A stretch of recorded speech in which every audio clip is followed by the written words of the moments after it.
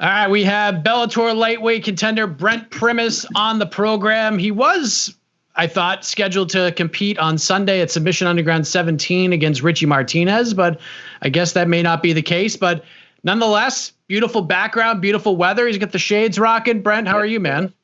Good, man. Enjoying the weather. It was like 87 today in Oregon, so might as well come out and do the podcast outside. There you go. So you're no longer competing on Sunday. What happened? No, I had a little injury and a strain in one of my muscles, and I had to pull out. I tried to recover it and heal it and do a bunch of rehab, and I just couldn't do it, man. But it's not that bad. It's just I haven't trained in about like 4 weeks, and but I think I can start training next week. All right, so nothing too bad, nothing really to worry about. Just R&R more than anything, right? Yeah, exactly. So you competed against Jake Shields a little while back. I believe it was in May, and you guys had a pretty hellacious battle, went to overtime, and then you got an armbar submission to get the victory. To do that against somebody like Jake Shields with the grappling and the BJJ pedigree he's had over the years, what was that moment like for you? Oh, it was awesome, man. As somebody that I kind of looked up to and watched compete and fight for, a long time. So it was great to test myself and go against somebody with his caliber of jiu-jitsu, and it was awesome, man. It was kind of my first time doing that rule setting, the EBI rules too, so that was kind of cool and just different, so it's cool. I'm used to the IBJJF jiu-jitsu tournament rules and all that stuff, so it was cool to do something else. It was cool. And you've been just on a tear as far as the submissions go in Bellator. You've won your last two back-to-back submissions. The Gogo Plata from May of last year was nominated for the World MMA Awards Submission of the Year. That's got to be pretty cool, right? See your name up there? Yeah, man, it was awesome. It was cool, man. Something with the Gogo Plata, something that I get like all the time, so it was cool. Yeah, it was awesome. Is this your first nomination for one of those? Yeah, it is. So Bellator is back at it. Obviously it's been a crazy year, the pandemic, everything's been shut down and starting back up, but Bellator's done 3 events so far. Once this pandemic really started to take shape, they got the Fight Sphere all set up at Mohegan. Have you been paying attention? What have you made of it, watching it at home and sort of seeing what they're doing? Yeah, man, it's cool. I definitely talk to my manager, talk to my wife, and I need to get a fight as soon as possible. And I want to get in there, man. So that's the goal right now. I'm going to try to start getting back in it, start getting to fight camp this next week. So hopefully I'll talk to Bellator and get something lined up. Yeah, because I think they got the 11th and the 12th. I think those are the next two, and then not really sure where they're going from there. Are you going to try to get on one of those 2 cards, or is that too soon for you? Probably a little too soon. Probably one of the ones right after that one, I'm hoping. Have they thrown any dates at you, or have you heard of any dates? No, not really. And no, I haven't. And man, I'm just really, the biggest thing for me is like, I wonder who I'm going to be matched up against next. I was supposed to fight Yamaguchi on July 17th, and that got shut down because of COVID. And so I'm not really sure how the travel is, restrictions from Brazil to here. But, man, I'm just really curious to see who I'm going to fight next, who they're going to match me up with. So, yeah, we'll see. Well, one person that you may not get the chance to fight is Michael Chandler. He knocks out Benson Henderson in the first round of the main event of Bellator 243 a couple weeks ago.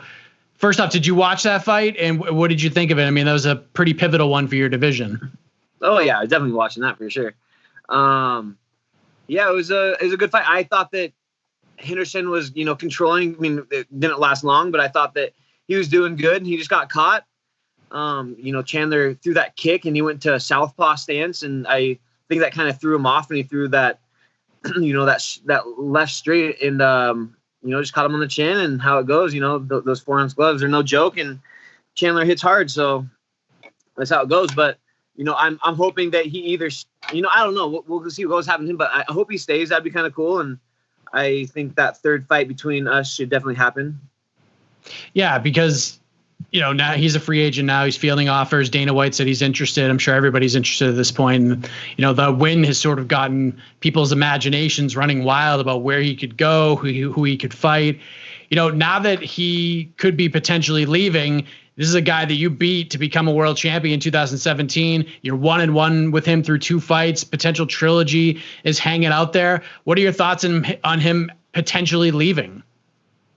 Man, that I honestly don't see him going to the UFC. I see maybe ONE FC, but like I said, I want him to stay. I want him to stick around. I want that 3rd fight, and I want that 3rd fight. I know I could have done better in our 2nd fight, and I still have I'm killing myself over it. And but yeah, I want that trilogy fight for sure. Why don't you think he'll end up in the UFC? I feel like a lot of people, if you ask them, that's what everybody wants to see. Seems Dana White is interested in that. Michael Chandler obviously wants to do what the fans want, but he's a dad too. You can understand that. He wants to do the best thing for his family. So why do you think the UFC may not be the best option for him? I don't want to I honestly think that he just doesn't want to mess around with USADA. And I don't think that, I'm not going to say, I think he's on steroids, but I really wouldn't doubt if he is, and I just don't think he wants to deal with USADA. And if he does go to the UFC, then he's going to have to definitely be straight and not be taking EPO or whatever, all the crap, that people think he's on, and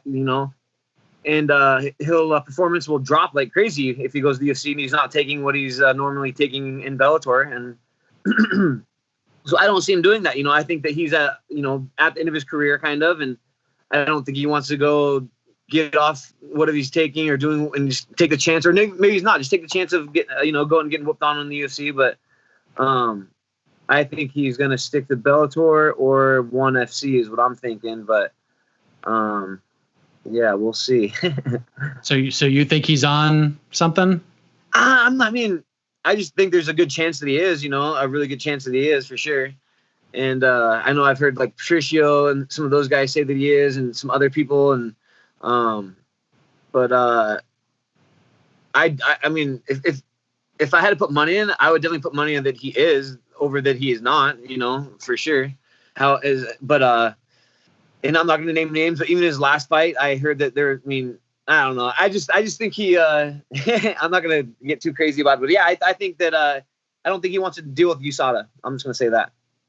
I feel like that's a pretty common sentiment when it comes to this, because I talked to Michael a couple of weeks ago. We talked about all of this, probably for 35 minutes. We talked about a little bit of everything, and he addressed that right away. He was like, I see everything. I hear everything. I know people think I'm on steroids, and he addressed the USADA thing right away, so he's not afraid of it. But I know you and Michael don't have you have kind of a personal grudge with Mike. Like, you guys have had an issue since the first fight. It carried over through the second fight. And then the last time I talked to you heading into the fight earlier this year, you had some not so kind things to say about Michael. Is there a part of you that kind of has accepted that this 3rd fight may not ever happen? Because I know how much you want it.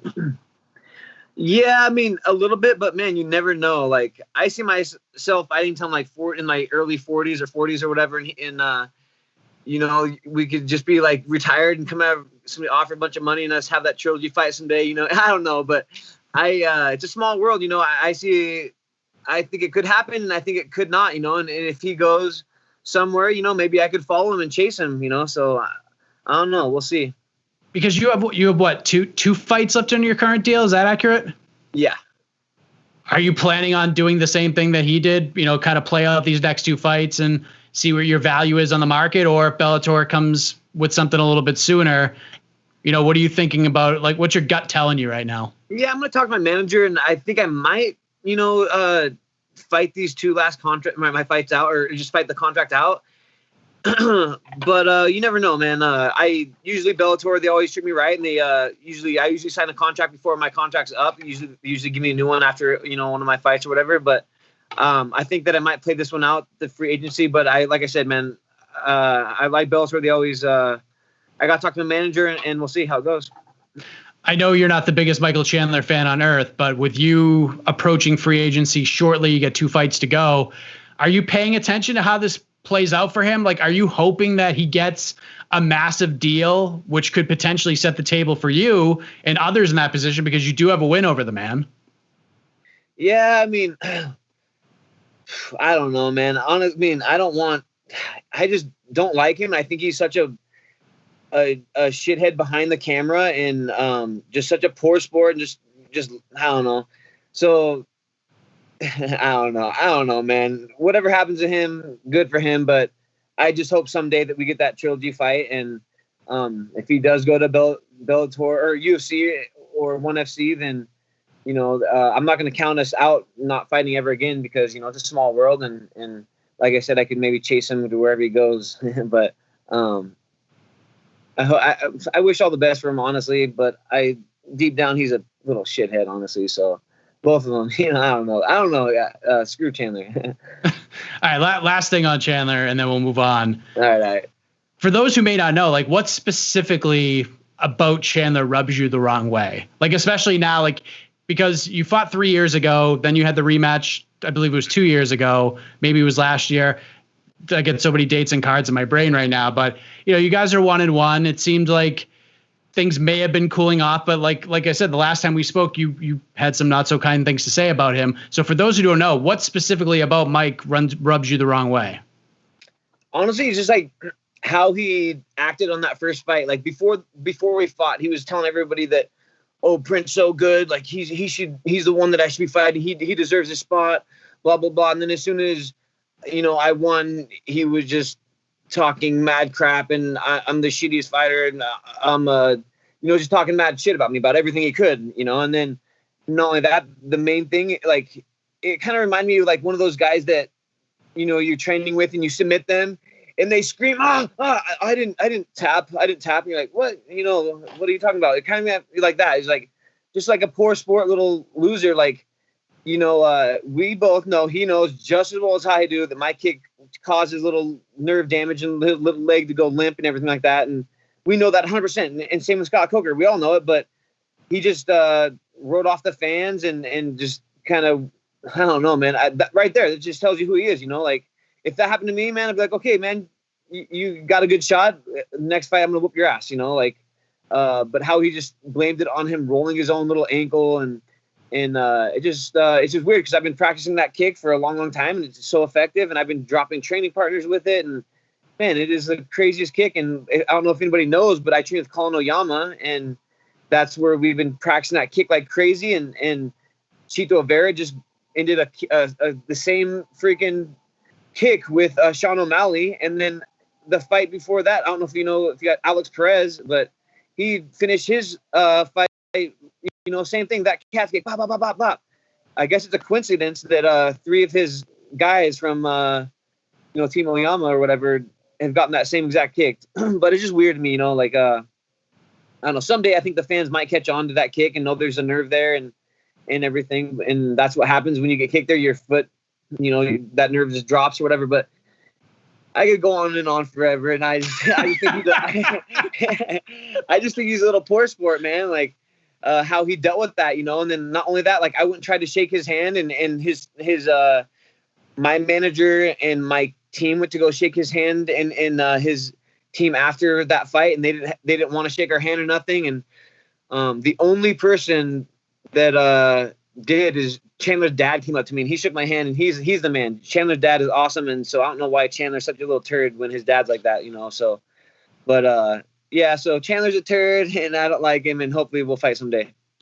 I was gonna ask you about the Marlon Vera win over Sean O'Malley, because I thought about you as this fight was playing out, and I felt like the reaction was similar, because people were like, oh, he rolled his ankle, whatever. And then as you watch the tape a little further, you realize it was the kick that set it all up, and that's what put Sean in jeopardy and ultimately ended the fight.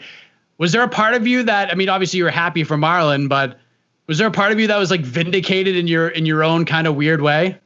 Yeah, I mean, I've seen some of his comments on it, like a lot of the stuff, and I it's so hard for me not to comment and say things on it, but like I said, man, people just aren't educated about that kick and that nerve, and it just takes one kick to, in the fight, or at least make it so the guy can't step and walk and move on it, and his, start walking on his toes, and but I saw it, and it's just a crazy kick, man. It doesn't look like much at all, there's that nerve right there, and it's just one of the things. And then I saw Sean O'Malley came out, and he said that his coach or whatever wrapped his foot too tight, and so that's why he did that.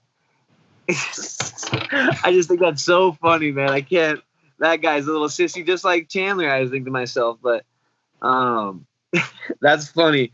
But yeah, man, it's for real. That kick and that nerve is for real. It is 100%. I feel like you and Benson is the fight to make. Like, I don't know if Benson will be able to turn around quickly, as quick as you want to get ready and get back in there, but I feel like that this is the fight to make after what happened a couple of weeks ago. Plus, you know, what a name that would be to add to your resume, is it not? Yeah, man, that Benson fight was like who I was wanting really bad, and I was telling Bellator that's who I want. We're supposed to fight like last year or whatever, and then I can't remember what happened. But yeah, I mean, if that's, I just want somebody who's like, you know, it sucks he just got knocked out by Chandler, but you know, I want somebody who's gonna get me next to that title fight or the title fight, or you know, so whatever Bellator thinks is gonna get me closest to that title shot. You know, that's what I want. I was wanting somebody that definitely, as soon as he lost, like, dang it, man, I don't want to fight somebody that just come off of a loss. But you know, Benson Henderson, like you said, he's a big name, and he's a champion. What he's accomplished in his career and everything. So, and not only that, like anybody gets caught in the fight game or whatever. So he's dangerous, and it's Benson Henderson. So, but yeah, we'll see what happens when I talk to Bellator. What do we do with this title situation? Because I feel like it's going to be a long time before we see a title fight at 155. Yeah, gosh, man, it's crazy. I heard Patricio say that he'll give it up if they give his brother a shot, and I'm cool with that. So me and Patricky, Pitbull should fight for the vacant belt. That sounds good to me. I would love to take that fight, and that's another guy that I was supposed to fight a long time ago in Italy, and man, he's been built in Bellator for he's one of those guys when I think of Bellator, I think of him, you know, so it'd be kind of cool to fight him, and that sounds good to me. Let's do it. Let's talk to Scott Coker, and Patricio sounded like he was down with it, so give it up, and me and Patricky will fight for it. Sounds good to me. There you go. How's fatherhood treating you these days? Last time we spoke, I believe your second one was just around. Your first one was still mimicking all of your movements, the pull-ups and the push-ups and the exercise. How's that all going? Yeah, it's awesome. It's my little girl is like the smiley. All she does is smile. Like she wakes up and just happy, and she's starting to walk right now, and she turns 1 next month. My little boy just turned 3 years old, which is crazy. But yeah, man, it's awesome, and they're definitely like, you know, the highlight of my life. It's definitely can be stressful and stuff sometimes, but it's awesome for sure. Absolutely. Brent, I appreciate the time. Great catching up with you. Hopefully we could see you back in the Bellator cage sooner rather than later. A big fight is definitely on the horizon for you, and, you know, great catching up with you, man. And, you know, I wish we could have saw you compete Sunday, but it is what it is, and we'll see you back in that cage relatively soon, man. Thank you, Mike. I really appreciate it.